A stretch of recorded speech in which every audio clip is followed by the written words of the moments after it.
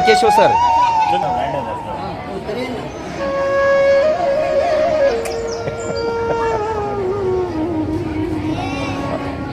ಹಸಿರು ಎಲೆಗಳ ಹರಿಕಾರರು, ವನಸಿರಿ ಸಂಪತ್ತಿನ ಸಂಸ್ಥಾಪಕರು.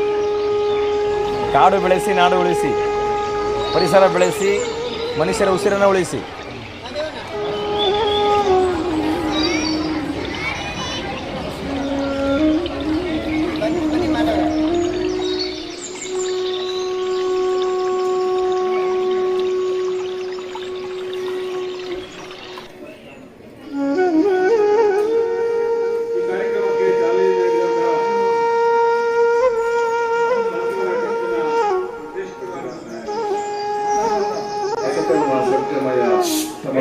ಜ್ಯೋತಿರ್ಗಮಯ ಮೃತ್ಯುವಮ್ಮ ಅಮೃತಮಯ.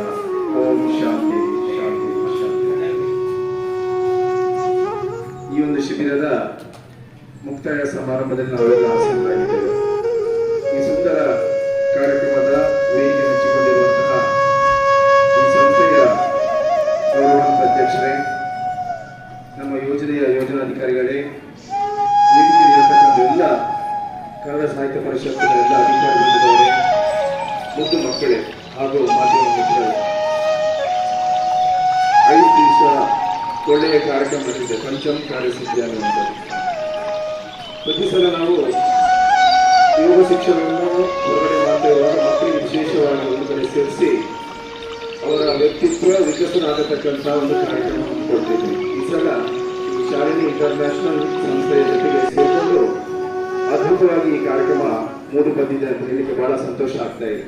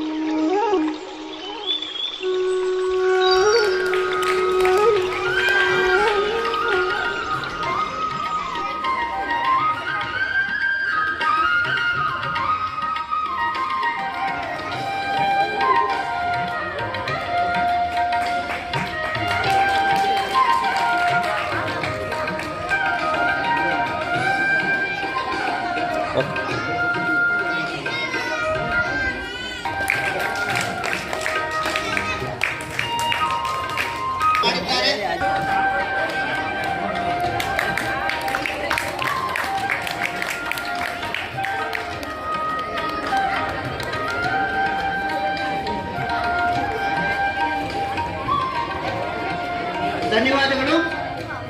ನಮ್ಮ ಹತ್ರ ಹೇಳ್ಬೋದ? ಯಾವ ಯೋಗ ಹೇಳು?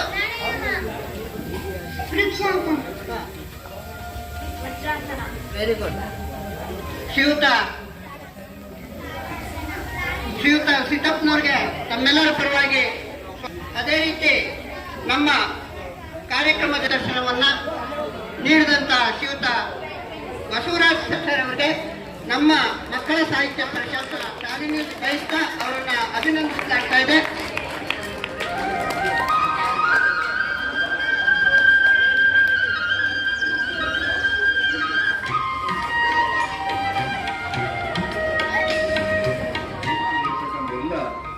ಕನ್ನಡ ಸಾಹಿತ್ಯ ಪರಿಷತ್ತಿನ ಎಲ್ಲ ಅಧಿಕಾರಿ ಬಂದಿದ್ದವರೇ, ಮುದ್ದು ಮಕ್ಕಳೇ ಹಾಗೂ ಮಾಧ್ಯಮ ಮಿತ್ರರೇ,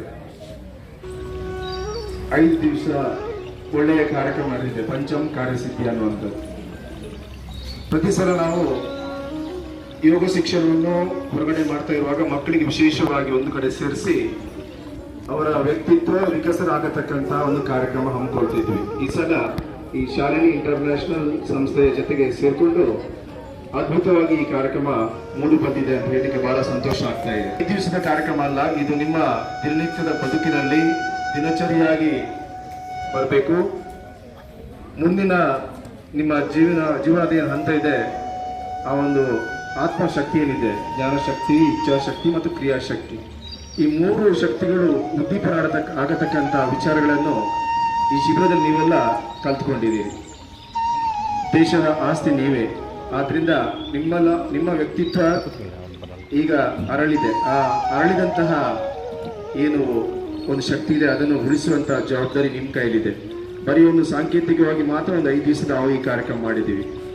ಇವತ್ತು ನಿಮಗೆ ಜ್ಞಾನ ಗಂಗಾ ಮತ್ತು ಜ್ಞಾನ ಸಿರಿ ಅನ್ನುವಂಥ 2 ಪುಸ್ತಕಗಳನ್ನು ಪೂಜ್ಯ ವೀರೇಂದ್ರ ಹೆಗಡೆ ಅವರ ಮಾರ್ಗದರ್ಶನದಲ್ಲಿ ನಿಮಗೆ ಉಚಿತವಾಗಿ ಕೊಡ್ತಾ ಇದ್ದೀವಿ. ಅದರ ಜೊತೆಗೆ ಶ್ರೀ ಮಂಜುನಾಥ ಸ್ವಾಮಿಯ ಈ ಡಾಲರ್ ಸಹ ನಿಮಗೆಲ್ಲ ಕೊಡ್ತಾ ಇದ್ದೀವಿ. ನಿಮ್ಮ ಬದುಕು ಹಸನಾಗಬೇಕು, ಈ ಕಾರ್ಯಕ್ರಮ ಒಳ್ಳೆ ರೀತಿಯಲ್ಲಿ ನಡೆದಿದೆ, ಶಕ್ತಿಗಳಾಗಿ ನೀವು ಮೂಡಿ ಬರಬೇಕಂತ ಹಾರೈಸುತ್ತಾ ಶ್ರೀ ಮಂಜುನಾಥ ಸ್ವಾಮಿ ಇಲ್ಲಿ ಎಲ್ಲ ಸ್ಥಳದವರು ನಿಮಗೆಲ್ಲ ಆಶೀರ್ವಾದ ಕೊಡಲಿ ಅಂತ ಹಾರೈಸ್ತೇನೆ. ಜೈ ಹಿಂದ್, ಜೈ ಕರ್ನಾಟಕ. ಒಬ್ಬ ಹುಣ್ಣೆ ಅಂತ ಈ ಸಂದರ್ಭದಲ್ಲಿ ನಾನು ಹೇಳಿಕೆಯನ್ನು ನೀಡುತ್ತಾ, ಬಹುಶಃ ಇಂತಹ ಒಂದು ಕಾರ್ಯಕ್ರಮ ಮಾಡಲಿಕ್ಕೆ ನಾವೆಲ್ಲ ಬೇರೆ ಬೇರೆ ಊರಿಂದ ಬಂದಿದ್ದೇವೆ. 7 ದಿವಸದಲ್ಲಿ ನಾನು ನೋಡಿದ್ದೇನೆ ಯೋಗ ಮಾಡಲಿಕ್ಕೆ ನಮ್ಮ ಬೇರೆ ಬೇರೆ ಊರಲ್ಲಿ ಕೇಳಿಕೊಂಡಾಗ ಶಶಿಕಾಂತಯ್ಯನವರು ಕೇಳಿಕೊಂಡಾಗ ಯಾರೋ ಒಬ್ಬರು ನಮ್ಮ ಬರ್ಬೋದು ಇಲ್ಲಿ ಹೇಳಿಕೊಡ್ತಾರೆ. ಆದರೆ ಬಹುಶಃ 30 ಯೋಗ ಟೀಚರ್ಗಳು ಇಡೀ ರಾಜ್ಯ ಬಳ್ಳಾರಿ, ಬಿಜಾಪುರ ತುಂಬ ಕಡೆಗಳಿಂದ ಬಂದಿದ್ದಾರೆ. ಅವರ ಅಮೂಲ್ಯವಾದ ಸೇವೆಯನ್ನು ಅವರು ಅಷ್ಟೂ ದೂರದಿಂದ ಬಂದು ಕೊಡ್ತಾ ನಿಂತರೆ ನಾವು ಹೆಮ್ಮೆ ಪಡಲೇಬೇಕಾಗ್ತದೆ.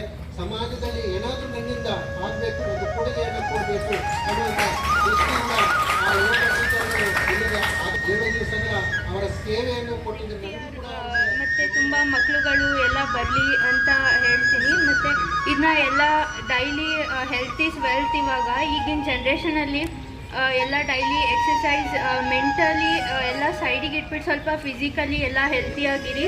ಮತ್ತು ಎಲ್ಲ 10 ಸ್ಟೂಡೆಂಟ್ಸ್ ಕೂಡ all the best. Thank you.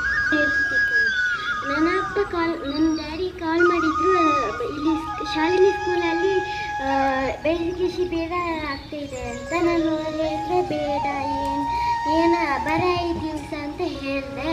ಆದರೆ ಚೆನ್ನಾಗಿ ಮಾಹಿತಿ ಎಲ್ಲ ಕೊಡ್ತಾರೆ ಅಂತ ಹೇಳಿದ್ರು. ಆಯಿತು ಅಂತ ಹೇಳಿದೆ.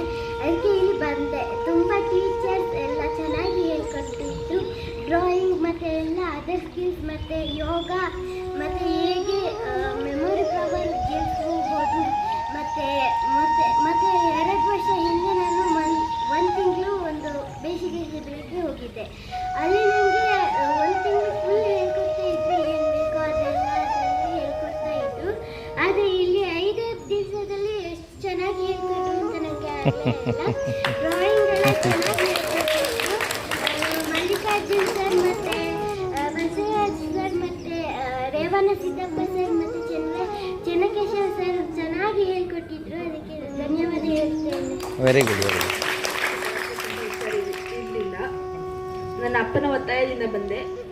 ಆದರೂ ಇಲ್ಲಿ ಕಲ್ತ್ಕೊಂಡೆ. ಆವಾಗ ನನಗೆ ತುಂಬ ಇಷ್ಟ ಆಯಿತು. ನಮಗೆ ರೇವಣ ಸಿದ್ದಪ್ಪ ಸರ್ ಆಗೋದು ಬಸವರಾಜ್ ಸರ್ ಅವರು ತುಂಬ ಹೆಲ್ಪ್ ಮಾಡಿಕೊಟ್ಟು. ಆಮೇಲೆ ಚೆನ್ನಕೇಶವ ಸರ್, ನಂಗೆ ಡ್ರಾಯಿಂಗ್ ಅಂದರೆ ತುಂಬ ಇಷ್ಟ.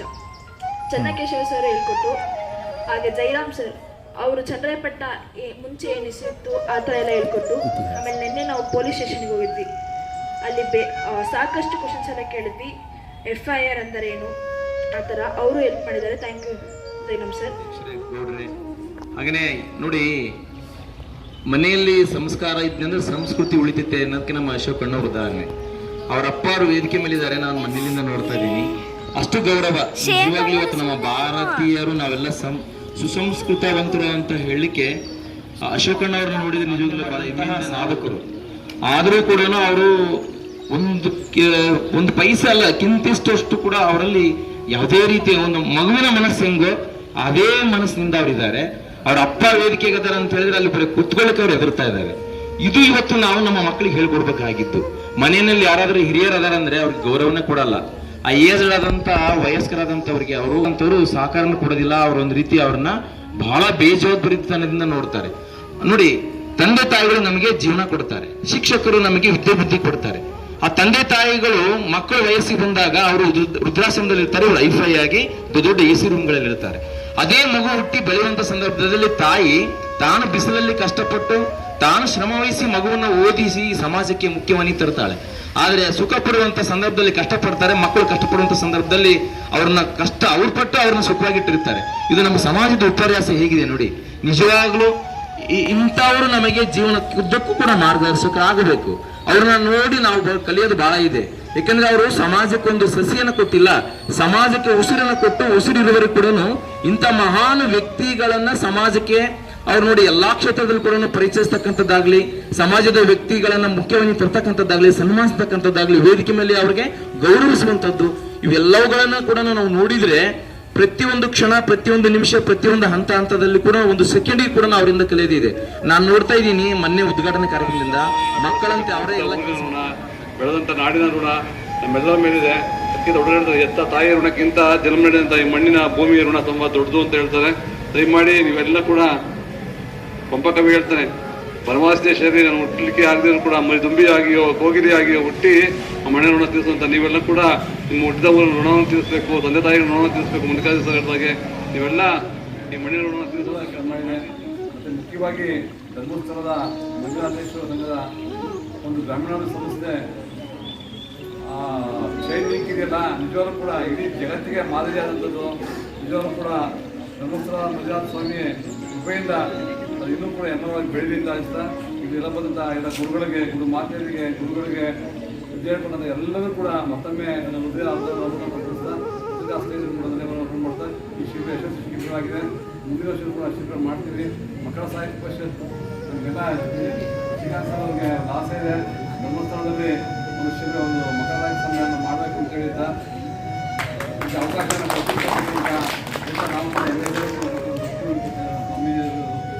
ಇವೆಲ್ಲ ಸಹಕಾರ ಮಾಡಬೇಕಂತ ಮಕ್ಕಳ ಸಾಹಿತ್ಯ ಸಂದರ್ಭ ಕೂಸು ಇವೆಲ್ಲ ಆಲ್ರೆಡಿ ಬೆಳೆಸ್ತಾ ಇದ್ದಾರೆ. ಮತ್ತೊಮ್ಮೆ ನಮಗೆಲ್ಲ ಧನ್ಯವಾದ ಮಾಡ್ತಾ, ಮುಖ್ಯವಾಗಿ ಮಾದೇವಣ್ಣರಿಗೆ ಮಾಡ್ತಾ ಜೀವನೊಳಗೆ ಸಮರ್ಪಣೆ ಮಾಡಿ ವೇದಿಕೆ ಮೇಲೆ ಒಂದು ರೀತಿಯ ವಿಶೇಷವಾದಂಥದ್ದು ನಮ್ಮ ಟೋಪಿ ನಮ್ಮ ಚಂಕೇಶ್ವರ ಹಾಕಿರೋದು ನಮಗೆ ಎಷ್ಟು ಸಂತೋಷ ಕೊಡ್ತಾ ಇದೆ ಅಂದ್ರೆ, ನಾವು ಈಗ ಈ ಕಡೆ ಎಲ್ಲ ನಾವು ಪೇಟ ಹಾಕ್ತೀವಿ, ಇದು ಬಹಳ ವಿಶೇಷವಾದಂಥದ್ದು, ಅದು ನಮಗೆ ಖುಷಿ. ಹಾಗೆ ಈ ವೇದಿಕೆ ಮೇಲೆ ಜಂತೂನಾಂ ನರಧರ್ಮಂ ದುರ್ಲಭಂ, ಮನುಷ್ಯ ಜೀವನ ಮನುಷ್ಯನಾಗಿ ಬರೋದಕ್ಕೆ ಬಹಳ ಕಷ್ಟ. 84 ಲಕ್ಷ ಜೀವರಾಶಿಗಳನ್ನ ಕಳೆದು ಬರುವಂತಹ ಈ ಜೀವನ, ಈ ಸಾಧನೆ ಇದ್ರೆ ಈ ವೇದಿಕೆ ಮೇಲೆ ಇದ್ದಾರಲ್ಲ, ಇದು ಸಾಧನೆಯ ಸಂಕೇತ. ವೇದಿಕೆ ಮೇಲೆ ಇದ್ದಾರೆ ಎಲ್ಲರೂ ಸಹ 5 ದಿನಗಳಲ್ಲಿ ನಾನು ಸಂತೋಷಪೂರ್ವಕವಾಗಿ ಅವರಿಗೆ ನಮಸ್ಕಾರ ಮಾಡ್ತೀನಿ.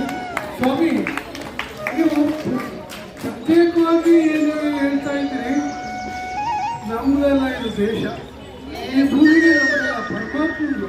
ನೀವು ಯಾವಾಗ ಪ್ರತಿ ವರ್ಷವೂ ಬಂದು ಇಲ್ಲೇ ಇರಿ, ಪ್ರತಿ ವರ್ಷವೂ ಬಂದು ಇಲ್ಲಿದ್ದರೆ ನಮ್ಮ ಮನಸ್ಸಿಗೆ ಸಂತೋಷ. ಅದು ಇವತ್ತು ಹೇಳ್ತಾ ಇದ್ದೀನಲ್ಲ, ನಾವು ಜಮೀನು ಪರಮಾತ್ಮದ್ದು. ನೀವು ಯಾವಾಗಲೇ ಅನ್ಯತಾ ಭಾವಿಸ್ತಲೇ ಶಾಲೆಯಲ್ಲಿ ಕಾನ್ವೆಂಟು ನಮಗೆ ರಿಸರ್ವ್ ಆಗಿದೆ, ನಮ್ಮದೇ ಆಗೋಕ್ಕೆ ಒಂದು ಭಾಗ ಅಂತ ಹೇಳ್ಕೊಂಡು ನೀವು ಬಂದು ನೀವು ಪ್ರತಿ ವರ್ಷವೂ ದೇಶ ಶಿಬಿರವನ್ನು ಅದ್ದೂರಿಯಾಗಿ ಮಾಡಿ ಅಂತೇಳಿ ನಾನು ಅನಿಸ್ತೀನಿ. ಅದಕ್ಕೆ ಈ ವರ್ಷದಿಂದ ಇನ್ನೂ ಜಾಸ್ತಿಯಾಗಿ ನಿಮಗೆ ಸಹಾಯ ಮಾಡೋಕ್ಕೆ ನಾವು ಸಂತೋಷ ಪಡ್ತೀವಿ. ಯಾಕೆಂದರೆ ದೇವರಿಂದ ಹೋದರೆ ನಾವೇನು ಮಾಡೋಕ್ಕಾಗ್ತಲ್ಲ. ಈಗ ನಾವು ಪ್ರಪಂಚದಲ್ಲಿ ಎಲ್ಲ ಕಡೆ ನೋಡಿದ್ದೀನಲ್ಲ, ಧರ್ಮಸ್ಥಳದಿಂದ ಅನೇಕ ಸವಲತ್ತುಗಳನ್ನು ಜನರಿಗೆ ಕೊಡ್ತಾ ಇದ್ದಾರೆ. ಯೋಗಾಸನ ಆಗ್ಬೋದು, ವೈದ್ಯಕೀಯ ಆಗ್ಬೋದು, ಇನ್ನೊಂದು ಆಗ್ಬೋದು, ಅದೆಷ್ಟು ಥರದಲ್ಲಿ ವೀರೇಂದ್ರ ಹೆಗ್ಗಡೆಯವರು ಮಾಡ್ತಾ ಇದ್ದಾರೆ ಅಂತಂದರೆ ಅದ್ಭುತವಾದ ಕಾರ್ಯ. ಈ ಕಾರ್ಯಕ್ಕೆ ನಾನು ಭಾಳ ಸಂತೋಷ ಪಡ್ತೀನಿ. ನಾನು ಹೆಚ್ಚಿಗೆ ಮಾತಾಡೋಕ್ಕೆ ಇಷ್ಟ ಇಲ್ಲ. ಮಾನ್ಯರೇ, ಯಾರು ಏನು ಅನ್ಯತಾ ಭಾವಿಸ್ಬೇಡಿ, ನಾನು ಕೂತ್ಕೊಂಡೇ ಮಾತಾಡ್ತೀನಿ. ಆದರೆ 4 ವರ್ಷದಿಂದ ನಾನು ಕೂತು ನಿಂತ್ಕೊಳ್ಳೋಕ್ಕಾಗಲ್ಲ.